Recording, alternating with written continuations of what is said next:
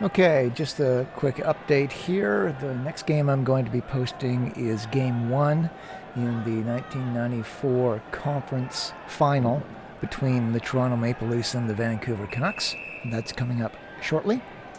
Just an update on the status of my dispute with the National Hockey League. So I don't want to be too nasty about this. Because the league is allowing us to post most old hockey games. And by old, I mean games that are older than 20 years old. Now, the Rome Convention of, I believe it was 1961, of which Canada is a signatory, and from which all of the games I post came from. So they were all broadcast in Canada, which is a Rome Convention signatory, and the Rome Convention stipulated that sports broadcasts had copyright protection for 20 years, not for 70 years like you get for people who write books, for instance. It's 20 years for a sports broadcast, and courts have repeatedly ruled that sporting events are not creative events. Okay? Yes, there is talent involved and stuff, but in many ways they're like public events, right? Now, to get in to see the matches and stuff, you have to pay and all of that. And if you want to broadcast the game live, you got to secure the rights, and nobody contests stuff like that. But up to this point in history, the National Hockey League particularly has been, I would say, derelict in terms of preserving their own history. We know, and this has been admitted by various cities around the league, in terms of the broadcasting stations who typically have contracts to broadcast the games, admitting that nobody has files for the majority of the games that have been played over the course of a team's history. That's all on the NHL. Now, with the advent of the VCR generation, which was in the 1970s, more or less mid-70s. Anything before the mid-70s could be tough finding any sort of video footage. You might find somebody who filmed games with their Super 8 camera or something like that. But the videotapes really are something that came onto the scene in the mid-1970s. By the 1980s, they were increasingly common. By the mid-80s, and certainly by the 90s, pretty much everybody had VCRs. And sports fans, en masse, were recording games. Not so much in the regular season. Some people did, and I'd like to get a hold of some of the games that a lot of people have archived out there.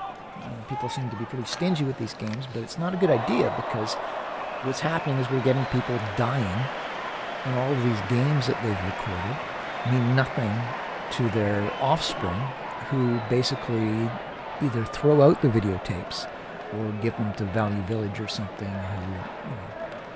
who erases them and sells them as blank tapes or something like that. So we're losing this stuff. So the NHL actually should be grateful to the fans who have been recording and preserving NHL history. Now, I have a whole bunch of videotapes that I recorded over the years. The league, I think, may have some of these games preserved in their quote-unquote vaults. They call them vaults. I don't know what format they preserve their games in. Some of them appear not to be very good. The Hockey Canada, incidentally, who has the rights, or had the rights, to the 1972 Summit Series, seems to have had very high-quality masters. Like, they had essentially film footage of the games, as far as I can tell. Their masters are very high quality. A lot of the stuff that the NHL has seems really poor quality. And I wouldn't say that the stuff that, for instance, I've been transferring is particularly high quality, but it's much better than most of the stuff that the NHL has been releasing to this point. And that's saying a lot, because as I've mentioned to people before, the old VCRs had 3 recording modes. They had SP, which would allow you to record 2 hours on a videotape, and that was the highest quality. There was LP, which would allow you to record 4 hours on a videotape, and there was EP, or SLP, which allowed you to record 6 hours on a videotape. Now, as it turns out, most of the hockey games I've come across on videotape, be those mine or by other people, were recorded at the slowest speed. That way you could fit 2 games on a tape, in some cases 3 games. And if you're recording a lot of games, it can get very expensive.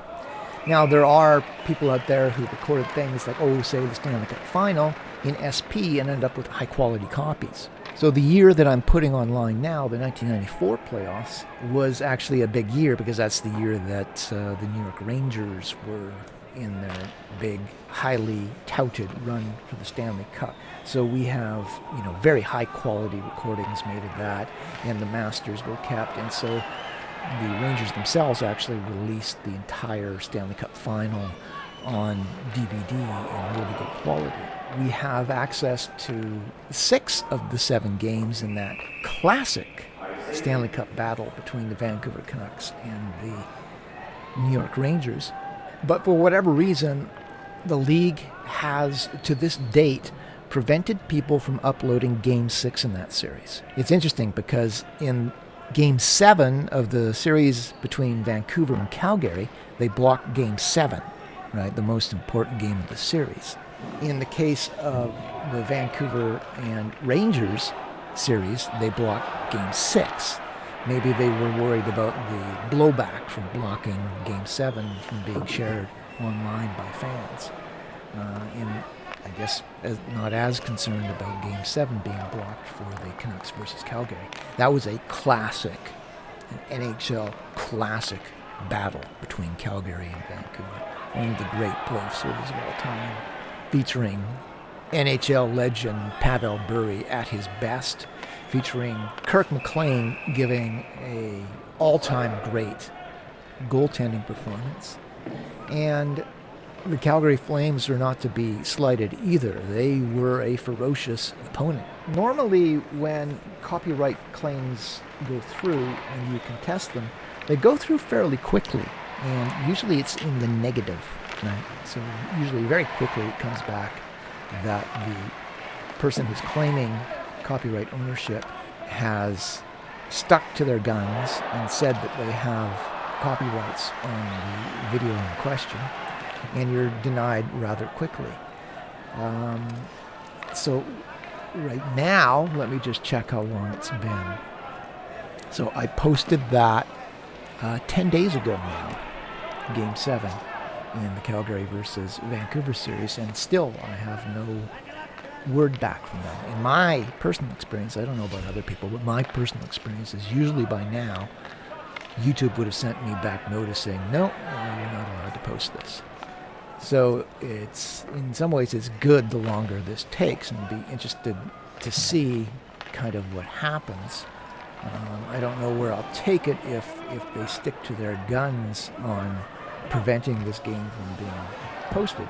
Because, like I say, as far as I'm concerned, and there is like legitimate reason for me to hold this position, the 1961 Rome Convention stipulates that sporting broadcasts are only protected by copyright for 20 years. And then it is public domain. So while I say it's nice that the NHL allowed me to post games 1 through 6 in the Calgary-Vancouver series without contesting it, they really shouldn't be contesting those games because technically they don't have any right to them. But they have claimed a right on Game 7. And from what I understand, Game 6 in the Vancouver Rangers series. Now I'm going to test the waters again with Game 6 in that series and see what the league does. I think at some point the league is going to have to sort of deal with what's going on in the world in terms of how fans relate to sports and how they share their memories and stuff online. And they're going to have to stop being so damn proprietary, especially when you consider the fact that the league doesn't do anything with these masters. For a while, they had their NHL vaults available, if you subscribe to the NHL.com or the NHL Network. But they eventually got rid of that. I don't know why they got rid of that. I think it's probably because of the money involved in streaming it on a regular basis, and they didn't want to pay for that, so they just axed it. And for a while, they were, basically licensing out some of the old games for Sportsnet and CBC and ESPN and some others to broadcast, but you don't even really see that much anymore. And in any case, they're just not generating a lot of money off of that. What they are doing for the most part is just annoying their fans. Okay, we want to be fans. We like the NHL. We support the NHL. We buy tickets for games. We watch the broadcasts and tough it out through the commercials and stuff, so the NHL is able to make their money. So we are the lungs and the heart that keeps the NHL alive, right? You take us out of the equation and you have no professional sports. So how about being a little grateful to us and taking your greasy, greedy paws off of games that are 20 years old or more. And I'm not contesting the right of the NHL in terms of having a copyright on games for 20 years. I think that's a reasonable term, and I think that's a reasonable expectation. I think the league has shown that beyond maybe 2 or 3 years, the league doesn't really do much with any of this stuff except for maybe license out some of the highlights to people making documentaries or whatever. But it's very, very limited. I've talked before about the fact that I used to work with a museum, and they had basically refused to give open access to the public to all of these historic photographs that they had that were, technically, legally in the public domain, and they had no claim over these. But because they had the physical copies of the photos, they not only reserved the right to release them, and when they released them on their website, typically they'd put out low-resolution versions of it. If you wanted a high-resolution version, you had to go pay the museum. Now, a lot of people had copies of these photos themselves, or they would go in, they would scan them themselves, and then they would release them, and the museum was claiming that they had copyright on this. Now, I was able to establish that they clearly did not have a copyright on this, and ended up with a big fight, with the museum brass. They were claiming that they were making, money off of these old photographs or something. And when we actually were able to essentially get our hands on the financial records of the museum, we found out that the money that they were making from basically selling rights to old photographs and stuff accounted for something like 0.00008% of their overall budget. So it was virtually nothing, right? And all they were really doing was preventing thousands of historic photographs from ever being seen and appreciated by the public. The same public whose tax dollars went into the upkeep of the museum and the photographs themselves. So it's just like an insane sort of greedy, nitpicky, but it's mine psychology that just sort of ignores all sort of sense of social responsibility and all sense of history for the community, and the importance, I would say, of the community being able to tap into that history from time to time when they're feeling nostalgic. Now, we were able to get some minor victories with the museum there, but they still sort of, to this day, kind of cling to a lot of these old photographs and pretend like they have rights when they actually don't. They won't take anybody to court for sharing their photographs because they know damn well that they're going to lose. Now we're in sort of a similar situation with the NHL claiming rights to these old hockey games. And it's a little complicated because the NHL operates in the United States and in Canada. Canada is a signatory to the 1961 Rome Convention, which had stipulated 20 years for sports broadcasts. The United States is not a signatory, although they did take part in it, and courts have ruled over and over again in the United States that sports broadcasts are not covered by the same protections that, say, an author gets when they write a book.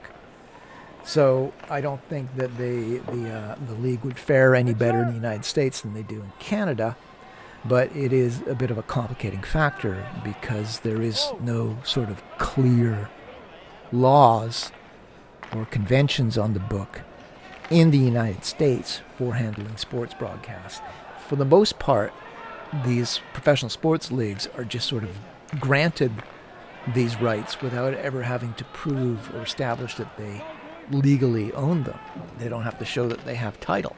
They don't have to show that, things such as laws regarding when materials such as this go public domain don't apply in their case, or protect them or something. They don't do that. They just sort of just pretend like they do, and people like YouTube and other broadcasters basically grant them that right without contesting it. But now we have fans who have all of these videotapes that were recorded.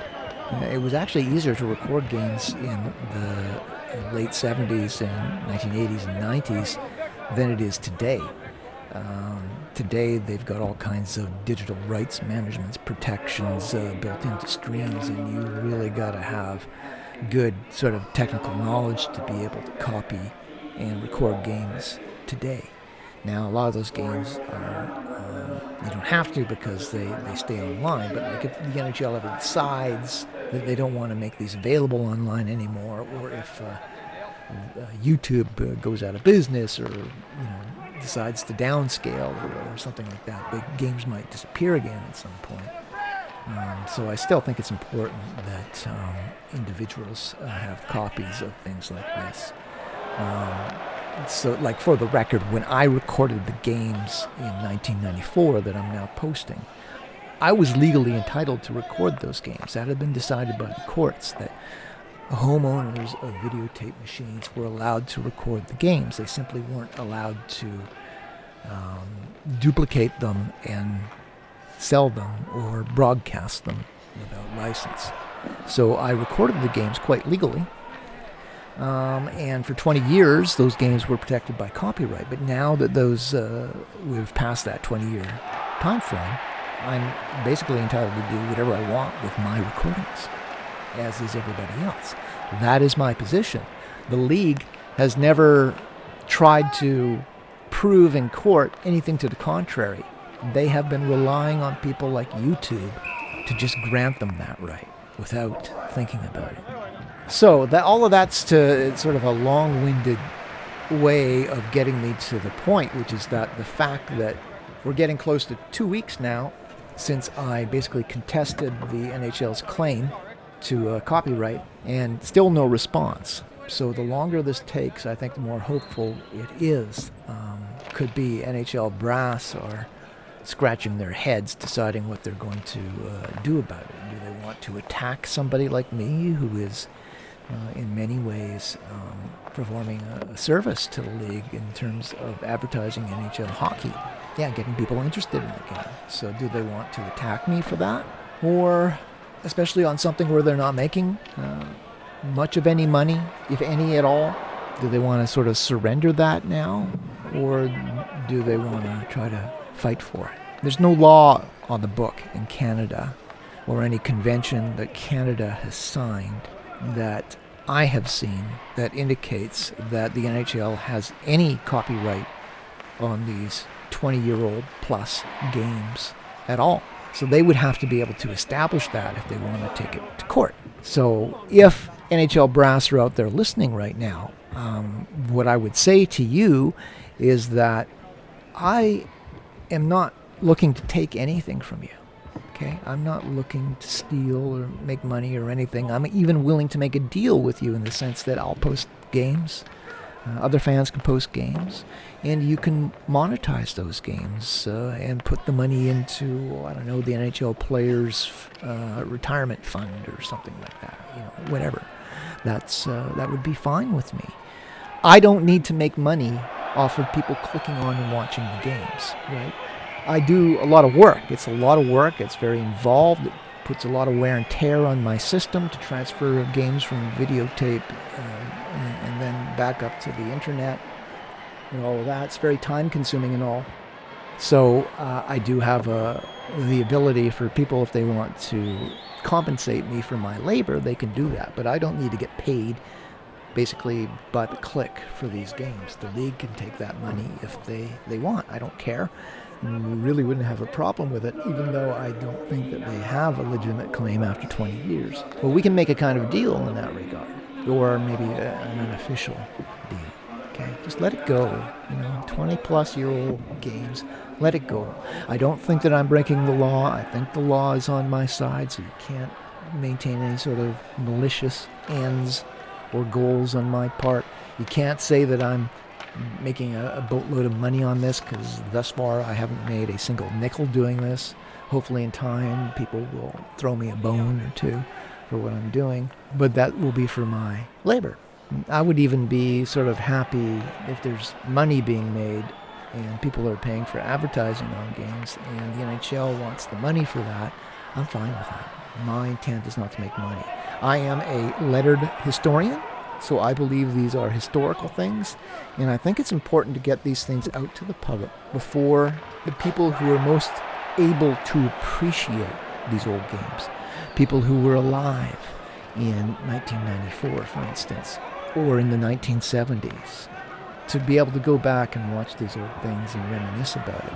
Once they die, okay, maybe people can see it in 100 years or something, but it won't mean as much to them. It'll be an interesting curiosity, but it won't have sort of the emotional, nostalgic, personal quality that it will to people who were alive back then, who want to just sort of touch back with those old games today. The NHL has not been providing that service to the fans. I don't even say that the NHL should be obligated to provide that service. I think if you let the fans take care of it, the fans will take care of it, right? But the NHL shouldn't be getting in the way of that, in my opinion, because it is a historical thing. And when the Canucks lost and there were riots on the streets and stuff, that was sort of like a good illustration and indication that this is a public event.